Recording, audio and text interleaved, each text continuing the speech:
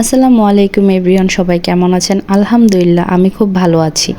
আজকে আপনাদের সাথে শেয়ার করছি গরুর মাথার মগজ সহজ উপায়ে আমি কিভাবে রান্না করি। প্রথমে একটি ফ্রাই প্যানে সয়াবিন তেল দিয়ে দিচ্ছি, তারপর কিছু মশলা দিয়ে দিচ্ছি, 2টি এলাচ, 2টি দারচিনি, 2টি লবঙ্গ, 2টি তেজপাতা। তারপর পেঁয়াজগুলো যখন ব্রাউন কালার চলে আসবে তখন হলুদের ফাঁকি, মরিচের ফাঁকি, ধনিয়ার ফাঁকি, আদা রসুন বাটা, লবণ দিয়ে মশলাটাকে ভালো করে কষিয়ে নেব। অল্প পরিমাণের পানি দিয়ে দেব। তারপর মশলাটা যখন কষা হয়ে যাবে তখন ধুয়ে রাখা মগজগুলো দিয়ে দেব। নেড়ে চেড়ে ভালো করে মগজের সাথে মশলাটাকে ভালো করে 1 কাপ পরিমাণের পানি দিয়ে ঢেকে রান্না করব।